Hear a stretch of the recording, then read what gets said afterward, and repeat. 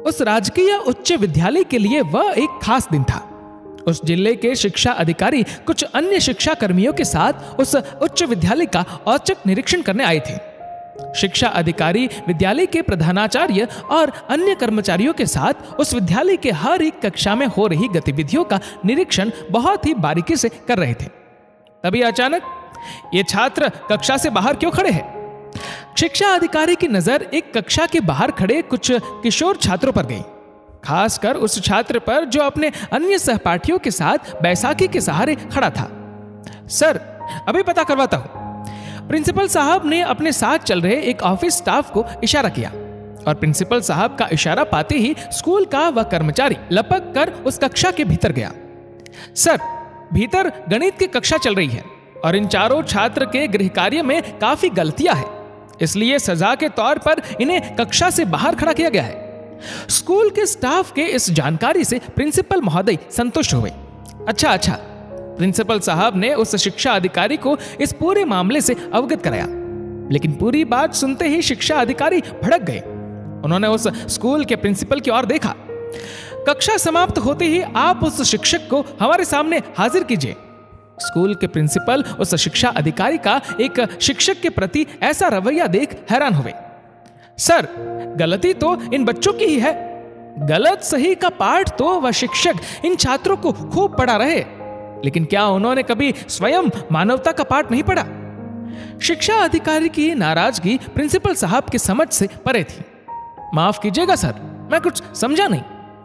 मैं उस शिक्षक से सिर्फ इतना पूछना चाहता हूं कि एक दिव्यांग को सजा देना कितना उचित है। शिक्षा अधिकारी उन सजा पाए छात्रों के इतने करीब आ गए थे कि शिक्षक द्वारा सजा पाए वह छात्र उन्हें साफ साफ सुन सकते थे, और उनकी बात सुन उस दिव्यांग छात्र के आंखों में छलक आए आंसू को शिक्षा अधिकारी स्वयं देख सकते थे। बेटा, तुम्हें रोने की जरूरत नहीं है, तुम कक्षा में जाओ।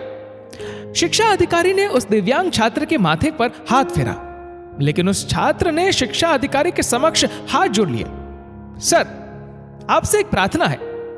एक शिक्षक के प्रति उस शिक्षा अधिकारी का रवैया देखने के बाद अब अपने विद्यालय के छात्र की हरकत को समझने की कोशिश करते प्रिंसिपल साहब हैरान थे, लेकिन शिक्षा अधिकारी ने उस किशोर को हौसला दिया। नहीं बेटा, तुम निडर होकर बोलो। खुद को सहज करते उस छात्रों ने शिक्षा अधिकारी के समक्ष अपनी बात रखने की कोशिश की।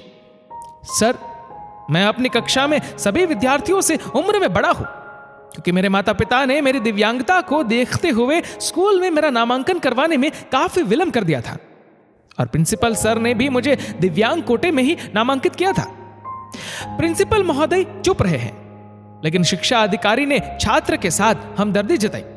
बेटा, मैं तुम्हारी तकलीफ समझ सकता हूं। सर, मुझे कोई तकलीफ नहीं है, क्योंकि इस विद्यालय में नामांकन होते ही मेरी सारी तकलीफें खत्म हो गई थी। पढ़ाई के प्रति तुम्हारी लगन तुम्हें यहां तक ले आई है, और तुम अब बहुत आगे जाओगे।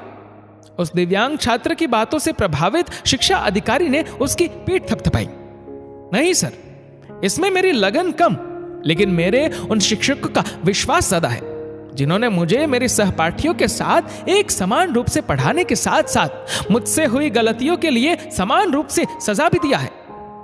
शिक्षा अधिकारी महोदय उस छात्र के शब्दों का मर्म समझ अवाक हुए, लेकिन उस छात्र ने शिक्षा अधिकारी के समक्ष हाथ जोड़ अपनी बात पूरी की। सर, अपने माता पिता से लेकर पूरी दुनिया की नजर में मैं दिव्यांग हूं, लेकिन अपने शिक्षकों के लिए मैं अन्य छात्रों के ही समान हूं। कृपा कर मुझे उनकी नजर में भी दिव्यांग ना बनाए। छात्र के आंखों से आंसू बहाए, लेकिन दर्द शिक्षा अधिकारी के दिल में होने लगा। आखिर कुछ देर पहले तक वह भी तो उसे दिव्यांग होने का एहसास ही करा रहे थे। दोस्तों, ये सच है कि कोई भी इंसान तब तक खुद को दिव्यांग नहीं समझता जब तक कि कोई उसे दिव्यांग होने का एहसास नहीं दिलाता। इसलिए किसी छात्र का आकलन उसकी बौद्धिक क्षमता से ही करना चाहिए, ना कि उसकी शारीरिक दिव्यांगता से। दोस्तों, इस वीडियो को लेकर आपकी क्या राय है नीचे कमेंट करके जरूर बताएगा, और अगर आपको वीडियो अच्छा लगा हो तो इस वीडियो को लाइक करेगा, शेयर करेगा ज्यादा से ज्यादा लोगों तक, और ऐसे ही और भी इंस्पिरेशनल वीडियोस के लिए हमारे फेसबुक पेज को आज ही फॉलो करें। धन्यवाद।